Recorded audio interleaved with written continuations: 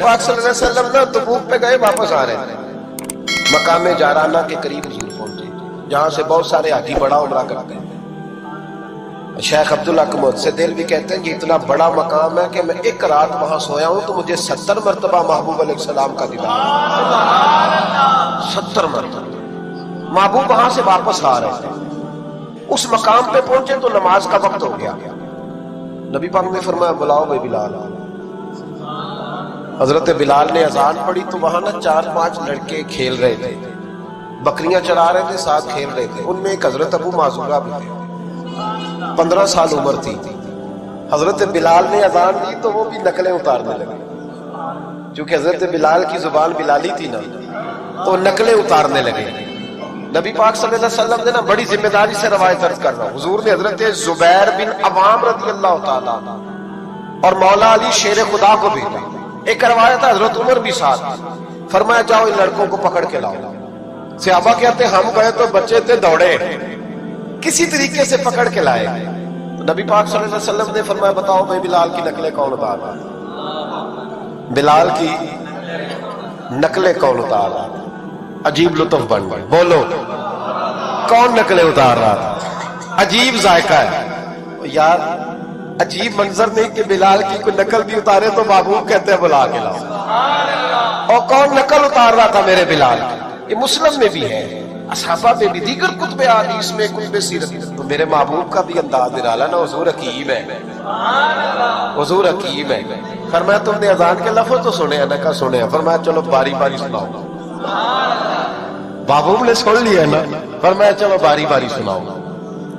اب بچے کیا کرتے، پہلے تو تیار کر لیا کہ بتانا نہیں، نقلیں اتار رہے تھے حضرت ابو معذورہ۔ محبوب علیہ السلام نے فرمایا چلو باری باری سناؤ۔ پہلے حضور نے اجتماعی طور پہ پوچھا تم نے سنی ہے اذان کا؟ سنی ہے، باری باری سناؤ۔ اب چونکہ کہہ بیٹھے تھے کہ سنی ہے، اب کیا کرتے، سنانی تھی۔ ایک نے سنائی، حضور نے فرمایا تو جا، دوسرے نے سنائی، فرمایا تو بھی جا، تیسرے نے سنائی، کہا تو بھی جا، چوتھے نے سنائی، تو بھی جا، چھٹے 7ویں نمبر پہ ابو معذورہ کہتے میرا بھی نمبر لگ گیا۔ عمر تھی 15 سال، پر بس کسی کی نظر پڑ گئی، اس کی پڑ گئی جس کی نظر بیڑا پار کر دیتی۔ اللہ کرے کسی کی نظر پڑ جائے، کام بن جائے۔ تیری ایک نظر کا کمال ہے، میری زندگی کا سوال ہے۔ یا رسول اللہ انظر حالنا، اس کا ترجمہ یہی ہے کہ ایک نظر کرم کرو۔ یا رسول اللہ انظر حالنا، محبوب علیہ السلام اب چھٹا 7واں نمبر لگا تو کہا تو بھی سنا۔ تو ابو معذورہ سنے لیتے تھے، کانوں میں انگلی لی، حضرت بلال کی نقل اتاری تو بڑی پیاری۔ حضور نے فرمایا جو باقی بچے ہیں وہ بھی سارے جاؤ، بندہ مل گیا۔